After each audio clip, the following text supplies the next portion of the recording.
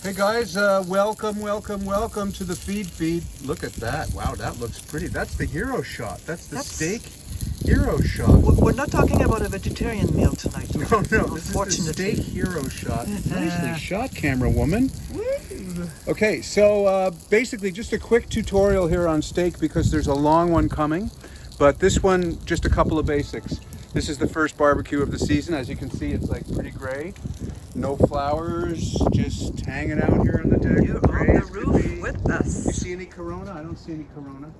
I see a Sapporo. Here's a Sapporo. See the Sapporo? I don't see any Corona. Okay, dumb dad joke, sorry. Okay, so guys, this is a strip.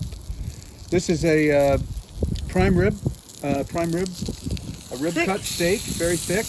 And what I did was I took it out of the fridge around 2 o'clock in the afternoon and I got it down to room temperature. Very important, you got to get your meat down to room temperature.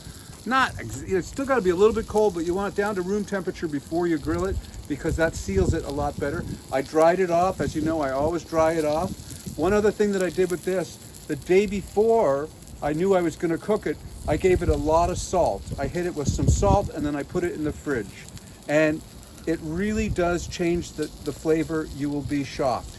Just before I cooked it, what I did was I put a little bit of coriander seed, crushed coriander seed on it, some freshly ground pepper, and a little bit more salt.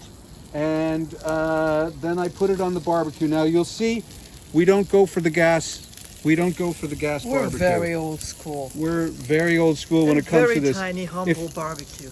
If you want a charcoal flavor meat, use charcoal. I mean, that's the way I see it.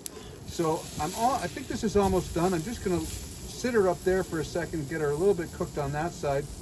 And then I'm going to show you how to test your wellness of the finish to make sure that you get it right. It's not your highness, it's your wellness. It's your wellness.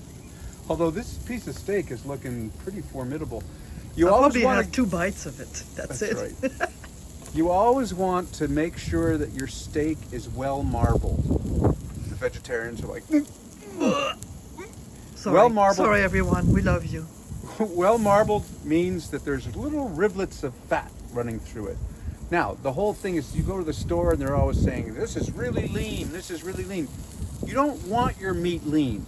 You want your meat to have fat because the flavor comes from the fat. I would just say, if you're concerned about gaining weight from eating meat, eat less, but eat delicious meat. Make sure that it has a content of fat. That's critically important.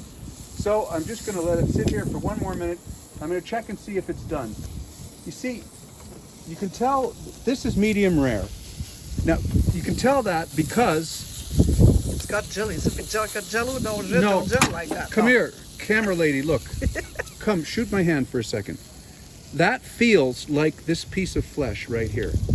That is what medium rare is, and that's the way you want your steak, medium Where's rare. the beef? Okay, and the other thing that you want to know about this is that you're going to let it sit.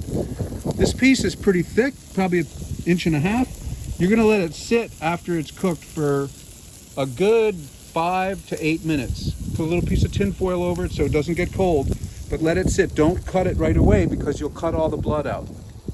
That ought to fix the vegetarians for good. See you guys. Stay well.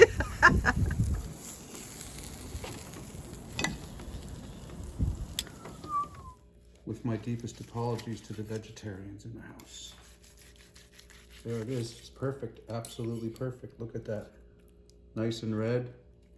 Take a little piece here and just give it a little shot. Now, the steak comes from and Lucille's. and how old? How This much is was it probably aged? 40 days. My son owns a restaurant in Montreal. Well, actually, my son owns 3 restaurants in Montreal. And I'm very fortunate. I write press releases for him. Lynn does ads for him. And he gives us steak and lobster. All right. Okay, we're good. Bye. Bye.